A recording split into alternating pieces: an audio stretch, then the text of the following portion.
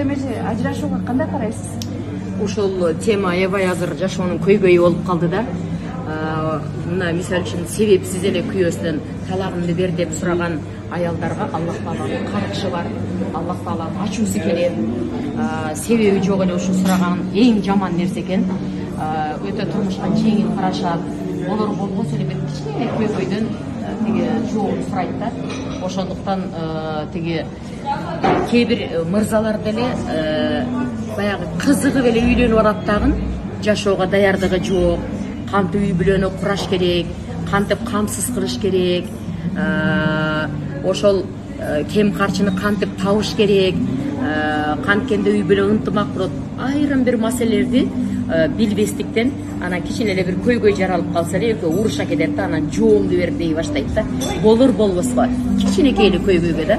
Ошондуктан ошондой мезгилде аялдар акылмандуулук кылып, кичине сабырдуулук кылып, эмнеликтен жаралды ушундай көйгөй кайдан чыкты, анан ошо кичине мындай бир ошого ылайыкташкан бир мындай бир иш аракет жасаса, сабырдуулук кылса, бул маселе чечилет, сөзсүз чечилет деп туруп чечилбеген маселе болбойт.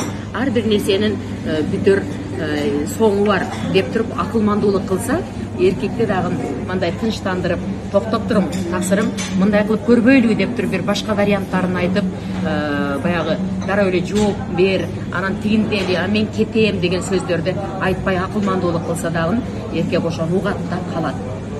Мындай бир тынчтанышат да. Ошондуктан себепсиз эле жоопту сурай бербеш керек да. Азыр канчасы мен ушинтип мага өзү мен сурадым дебейт да. Талак берди эле, анан кийин мындай болду.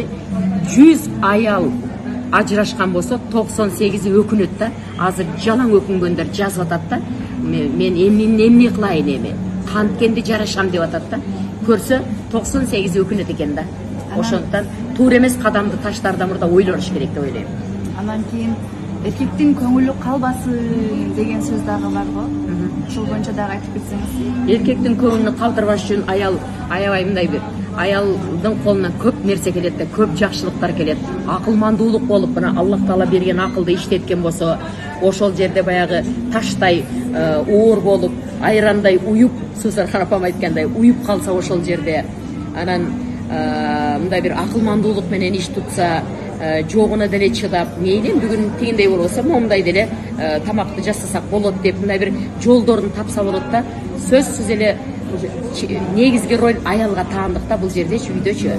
Ошол үйдө мыкты кожойке болуп калыш, мырзасы менен ынтымактуу жашоо, кайын журтуна жакшы мамиле кылуу, кайната кайненени ордуна коюп сыйлоо, бардыгы ошол келинге байланыштуу да, аялга байланыштуу. Аял эле акылман болуп туруп, бүт таразалап арты беркине жакшы бир пикир жүргүзсө, жакшы иш тутса, сөзсүз жакшы болот да.